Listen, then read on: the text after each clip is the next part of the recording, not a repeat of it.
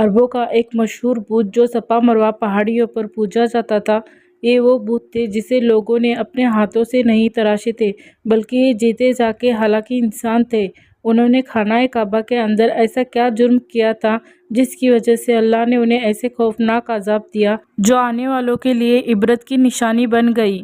جب سے خانہ کعبہ تعمیر ہوا تب سے لے کر اب تک جس نے بھی بیت اللہ کی بے حرمتی کی یا بے حرمتی کرنے کی کوشش کی تو اللہ نے ان کو وہ حشر کیا کہ رہتی دنیا تک عبرت کی نشانی بن کر رہ گئے، پھر چاہے وہ دنیا کی طاقتور بادشاہ ابرہہ اور اس کے ہاتھیوں کا لشکر ہی کیوں نہ ہو۔ اس کے علاوہ تاریخ میں کئی ایسے واقعات ملتے ہیں کہ جنہوں نے کعبہ شریف کی بے حرمتی کی اور ان کو اللہ نے دردناک عذاب دے کر تباہ کر دیا۔ اس کی ایک مثال اساف اور نائلہ ہے۔ اساف بن یعلا اور نائلہ بنت زید دراصل قبیلہ بنی جرم کے ایک مرد اور عورت تھے۔ نائلہ ایک خوبصورت اور حسین لڑکی تھی جو اپنے قبیلے میں یمن کے کسی علاقے میں رہا کرتی تھی۔ یہ خوبصورت حسینہ قبیلہ بنی جرم میں اپنے حسن کی نمائش کیا کرتی تھی۔ وہ فحش لباس پہن کر اپنے گھر سے نکلتی تھی اور قبیلے کے نوجوان اس کے پیچھے پیچھے چلتے تھے۔ ہر کوئی اس سے تعلقات کی خواہش کرتا تھا۔ انہی لوگوں میں قبیلے کے سردار کا بیٹا بھی شامل تھا جس کا نام اساف بن یعلا تھا۔ اساف اور نائلہ آپس میں محبت کر بیٹھے اور یہ محبت بہت جلد حواست میں بدل گئی۔ انہوں نے آپس میں ناجائز تعلقات قائم کر لیے اور جب کبھی موقع ملتا تو یہ دونوں زنا میں مشغول ہو جاتے۔ اس طرح سے یہ سلسلہ یوں ہی چلتا رہا۔ جب ان کے گھر والوں کو اس کا علم ہوا تو وہ ان کے خلاف ہو گئے، جس کی وجہ سے ان کے ملنے پر پابندی لگا دی گئی۔ ایک دفعہ کا واقعہ ہے کہ بنی جرم کا ایک قافلہ حج کرنے کے لیے مکہ کے لیے روانہ ہوا تو یہ دونوں بھی اس قافلے کے ساتھ حج کے لیے چل دیے۔ قافلہ مکہ پہنچا اور یہ حج کے ایام تھے۔ انہی دنوں کا واقعہ ہے کہ ایک روز کعبہ میں لوگوں کی تعداد بہت ہی کم تھی اور آس پاس کوئی بھی موجود نہ تھا، لہٰذا شیطان نے ان کے دلوں میں وسوسہ ڈالنا شروع کیا۔ وہ دونوں خانہ کعبہ میں داخل ہو گئے اور اس تنہائی کے عالم میں زنا کرنے لگے۔ ان کے اس خواصات اور کعبہ کی بے حرمتی پر زمین اور آسمان کانپ اٹھا، سمندر کی موجیں جوش مارنے لگیں اور اللہ کی طرف سے عذاب نازل ہو گیا۔ ہوا یوں کہ جب وہ خانہ کعبہ کے اندر بد فعلی کر رہے تھے تبھی ان کی روحیں قبض ہو گئی اور ان کے گوشت کے جسم پتھر کے بنتے چلے گئے۔ یہ لمحہ انتہائی خوفناک اور عجیب و غریب تھا۔ دو زندہ انسان عذاب الہی کے تحت اب پتھر کے بن چکے تھے۔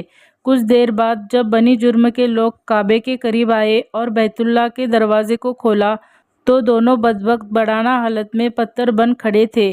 وہ یہ سمجھ گئے کہ یہ خبیث اللہ کے مقدس گھر میں کس جرم کا ارتکاب کر رہے تھے۔ لوگوں نے دونوں کے مجسمے کو اٹھایا اور باہر لا کر زمین میں گاڑ کر انہیں کھڑا کیا تاکہ یہ لوگوں کے لیے عبرت کا نشان بنا رہے۔ کچھ دن گزرنے کے بعد مکہ کے لوگوں نے اساف کے بت کو اٹھا کر کوہ صفا کے مقام پر رکھ دیا اور نائلہ کے بت کو اٹھا کر کوہ مروہ کے مقام پر رکھ دیا۔ صفا اور مروہ دراصل دو پہاڑی ہیں جو حرم کعبہ کے بالکل قریبی ہے۔ انہی دو پہاڑیوں پر چڑھ کر اور چکر لگا کر بی بی ہاجرہ علیہ السلام نے اس وقت پانی کی تلاش کی تھی جب حضرت اسماعیل علیہ السلام شیرخوار بچے تھے اور پیاس کی شدت سے بے قرار ہو گئے تھے۔ اسی لیے زمانہ ندیم سے یہ دونوں پہاڑیاں بہت مقدس مانی جاتی تھی اور حاجی ان پر چڑھ کر بڑے احترام اور جذب عقیدت کے ساتھ طواف کیا کرتے تھے۔ جب اساف اور نائلہ کے بت کو صفا اور مروہ پر رکھا گیا تو ان کی سزا یہ تجویز کی گئی کہ جو بھی شخص صفا اور مروہ پر جائے وہ ان دونوں کی بتوں کو ایک ایک جوتا مارے۔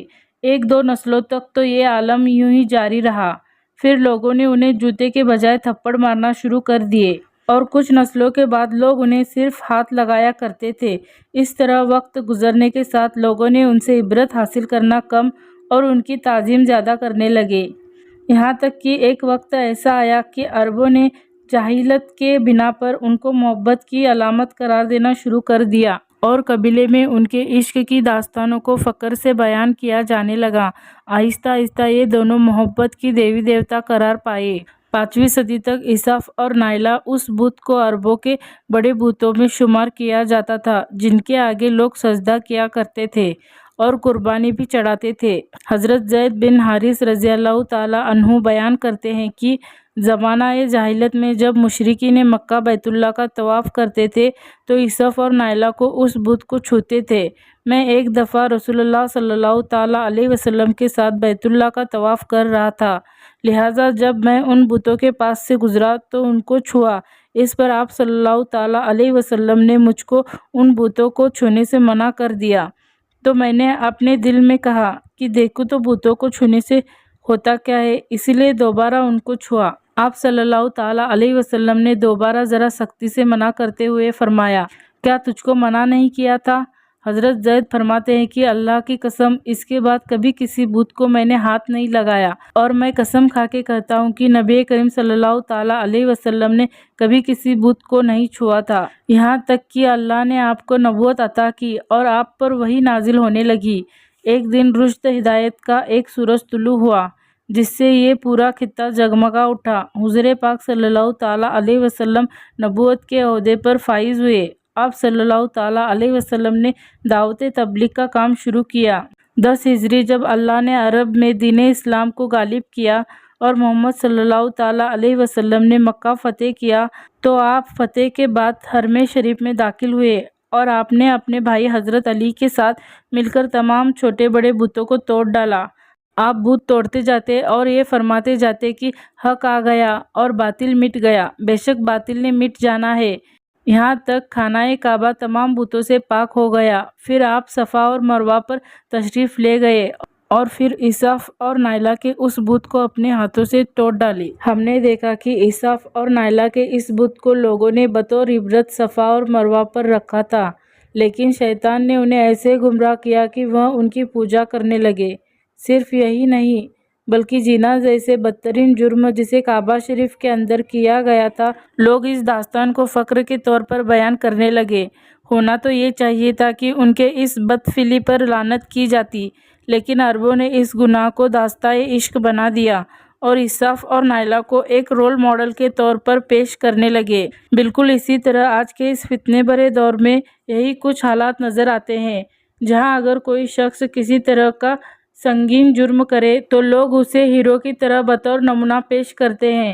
فریڈم، آزادی کے خیال اور لبرلزم کے نام پر ہر طرح کی ہاوسات اور برائیوں کو خوبصورت انداز میں پیش کر کے اس کی بھرپور تائید کی جاتی ہے۔ اللہ رب العزت سے دعا ہے کہ ہمیں ہر قسم کی برائی اور فتنوں سے محفوظ رکھے اور شیطانی لائم کے وسوسے اور چالوں سے ہماری حفاظت فرمائے۔